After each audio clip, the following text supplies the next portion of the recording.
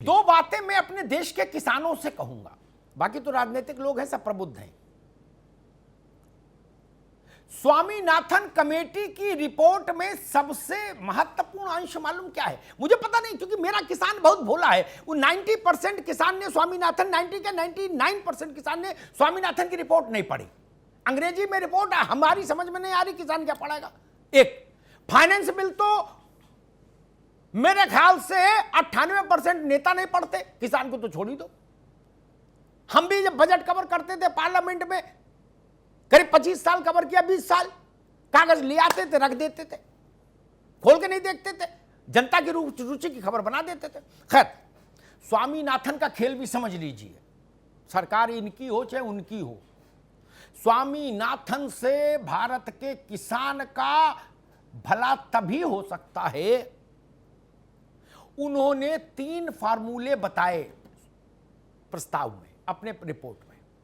उसमें जो सबसे प्रभावशाली फार्मूला है फसल की लागत निकालने का, वो भारत की कोई सरकार लागू नहीं करेगी, जिसमें किसान के पत्नी, बच्चा, किसान सबकी फिजिकल लेबर का भी मूल्यांकन किया गया है। उसके खेत की कॉमर्शियल वैल्यू निकाल के वो भी लागत में जोड़ी गई है। और एक बात बता दूं, बहुत पढ़े लिखे लोग हैं, इसलिए कई बार मुझे भी थोड़ी पढ़े लिखों जैसी बात करनी पड़ती है गलती से, है। सुप्रीम कोर्ट में बीएम सिंह की याचिका थी। भारत सरकार के वकील साहिब ने कहा कि हुजूर, इस फार्मूले पर राजी होना संभव नहीं ना, और उसके बिना किसान के चेहरे पर खुशी नहीं आएगी, उसकी आय दूनी नहीं होगी। एक तो ये समझ लो भाई, इसलिए स्वामीनाथन चैप्टर खत्म करो आगे से। दूसरी बात, कॉन्ट्रैक्ट फार्मिंग, उसमें भी एक बात कह दूं, कॉन्ट्रैक्ट फार्मिंग में भी मैं बाकी सबको मान लूंगा, लेकिन उसमें एक पेच अहले दानिश ने बहुत सोच के उलझाई है। पुरी साहब, आप तो शेर समझते हो, अहले दानिश ने बहुत सोच के उलझाई है। एक उसमें विप्रसंग डाला है, एक क्लॉज डाला है कॉन्ट्रैक्ट फार्मिंग में, विवाद होने की सूरत में। अब विवाद किससे होगा? ननकू वर्सेस नेस्ले है, रज्जाक वर्सेस पेप्सी इंटरनेशनल। उनकी तरफ से वकील आएंगे हरीश साल्वे, कपिल सिब्बल, अभिषेक मनु सिंह भी, और ये ले जाएंगे मटरूलाल को रिक्शे पर ढाल के। तो मटरूलाल को तो वैसे भगा देंगे लोग, ठीक, क्योंकि वो तो 10 रुपया ज्यादा दे नहीं सकता वकील को रिक्शे का।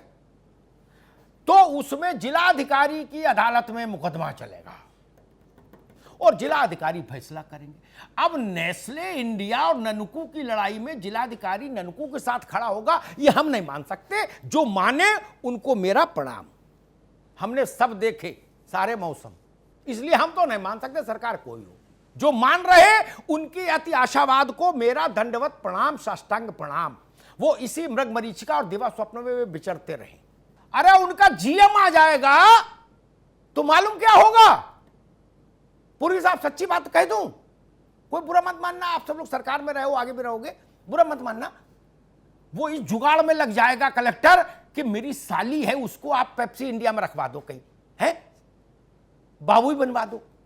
ये लड़कवा है, बीबीए करके खाली लखेरा बन के घूम रहा, इसकी नौकरी लगवा दो, और जो बताओ सो अभी फैसला कर दे, ननकू क्या लिख जाने। ये लफड़ा हटा दो, ये लफड़ा हटाओ। किसान की ना हो जाए तो पेप्सी को खेत छोड़ के जाना पड़ेगा, ये लिख दो। मैं कॉन्ट्रैक्ट फार्मिंग के लिए तैयार, मैं उसकी सहमति में लोगों को समझाऊंगा। इतना लिख दो, लंबी कहानी नहीं। अरे हम नौकरशाही के मिजाज नहीं जानते। विदेशी आ जाए तो देश भर की नौकरशाही खड़ी हो जाती है, और ननकू आ जाए तो सिपाही भी लठ में जाता है उसके। गलत कह रहा हूं? पुरी साहब, बड़ी कंपनियों के आला चेयरमैन स्तर, सीईओ स्तर के अधिकारियों को मैंने 25 साल नॉर्थ ब्लॉक, साउथ ब्लॉक में आते जाते देखा।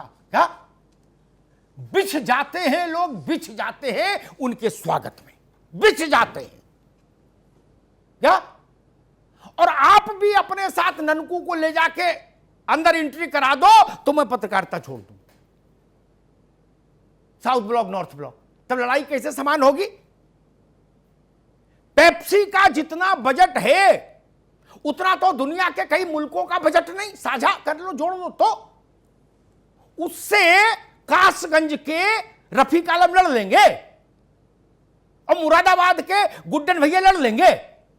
अमा ऐसा मत करो, दया रखो प्रभु, गरीब के बाल बच्चे भी पल्ले दो, इसमें कोई समस्या नहीं है जी। आपको उनका हित करना दूसरे रास्ते हैं। हालांकि मैं तो उस मिजाज का आदमी नहीं। मुझे एक बार डॉक्टर मनमोहन सिंह का प्रमोद भाई इंटरव्यू करने का अवसर मिला, वित्त मंत्री थे नरसिंह राव जी की सरकार में। मैंने तो अपने दिल की बात के, अर्थशास्त्र का तो मैं ज्ञाता नहीं पूरी साहब, मैंने उनसे कहा कि साहब एक सुझाव है, सवाल तो नहीं, क्योंकि मैं विषय का जानकार नहीं। अब समय मिल गया तो आ गया इंटरव्यू करने। तब मैं आज अखबार में था, दिल्ली ब्यूरो देख रहा था। मैंने उनसे कहा चटनी, सॉस, अचार, मुरब्बा, टॉफी, बिस्कुट, ब्रेड ये बड़ी कंपनियां क्यों बनाती हैं, ये बंद क्यों नहीं करते आप? मैं तो उस मिजाज का आदमी हूं। टमाटर की चटनी कोई मल्टीनेशनल क्यों बना के हिंदुस्तान में बेच रही है? क्या आलोक वर्मा नहीं बनाना जानते टमाटर की चटनी? हमारी तो दादी बना लेती थी, अब तो हिंदुस्तान बहुत काबिल हो गया। अरे ये कौन नास पीटे है ऐसा जो टमाटर की चटनी नहीं बना पाता? उसके लिए भी नेस्ले, पेस्ले, टेस्ले बेचेंगे। और एक बात कहूं, जब ये बड़ी कंपनियां नहीं थी अमित भाई, विवेक साइलस और हिलाल नकवी दोषी आप सब हो, इसलिए अभी कुर्ता झाड़ सकते हो, लेकिन आप सब लोगों ने वो रास्ता दिखाया जिस पर बाकी के लोग दौड़ रहे हैं। बिस्कुट जब कंपनियां नहीं बनाती थी तो बिस्कुट नहीं था हिंदुस्तान में, नहीं खाई बिस्कुट। डबल रोटी नहीं खाई, तब उसको ब्रेड नहीं डबल रोटी बोलते थे। प्रमोद भाई ठीक कह रहा हूं ना? जब ब्रिटेनिया चिटेनिया कोई नहीं था तब भी हम फरुखाबाद में डबल रोटी खाते थे, तब भी खाते थे।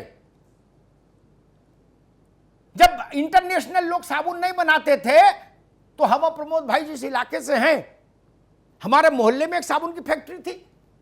साबुन का पानी भी ले आते थे, उससे कपड़े धुल जाते थे, और साबुन की भट्टी भी ले आते थे। तब साबुन नहीं था क्या? जब आप नरसिंह राव जी ने पूरा देश खोल दिया चटनी बनाने के लिए, विदेशी आ गए, बाद में वो चटनी के झमेले में चले गए। उनको अचार सूट नहीं किया प्रमोद भाई। मैंने मनमोहन सिंह जी से कहा था अचार चटनी चक्कर मत पड़ो।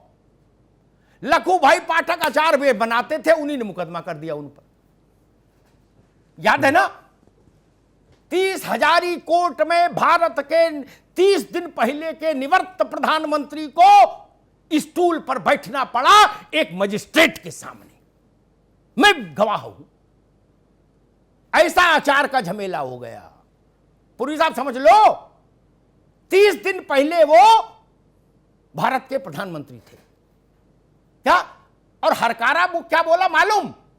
लखू भाई पाठक बनाम पीवी नरसिंह राव हाजिर हो। कसम से झूठ नहीं कह रहा। समझ रहे ना आप? है? और राव साहब के जन्मदिन पर गलती से मैं भी किसी हिलाल भाई जैसे मित्र के साथ चला गया था, है? तो chief justice of India waiting में बैठे थे गुलदस्ता लेके। क्या वो किसके सामने स्टूल पर बैठे जाके? मुंसिफ। इसलिए मैं कह रहा हूं, बात करो, सच्ची करो, खरी करो, ये गाल मत बजाओ। एक काम कर दे, एमएसपी को लिख के दे दीजिए, कॉन्ट्रैक्ट फार्मिंग से ये रट्टा हटाइए, जो गुप्त दरवाजा है कारपोरेट्स के लिए, इसको हटा दीजिए, बाकी ओके है, बाकी मैंने पढ़ा है, कोई दिक्कत नहीं। अगर आप चाहते हो कि 1 साल में किसान का भाग्य बदल जाए, टॉफी, बिस्कुट, अचार, मुरब्बा, टमाटर की चटनी, इन पर रोक लगा दीजिए, कोई कंपनी इनको नहीं बनाएगी।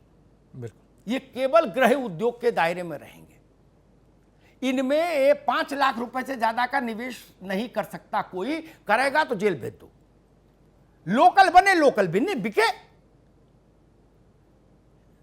ये फरुखाबाद में गली गली में नमकीन बनता था, ये पैकेट वालों ने उनका भी नाश पीट दिया। क्या जी। और एक आखिरी बात कहते जाता हूं, मैं तो अपने ढंग का आदमी हूं।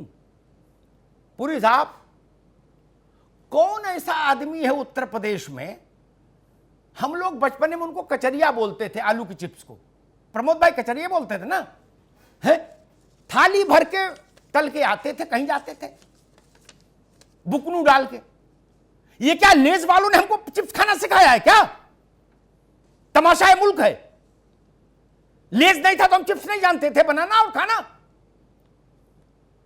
ये रास्ता मत ले जाइए। ये 150 करोड़ के हिंदुस्तान के पेट भरने के लिए रास्ता ठीक नहीं।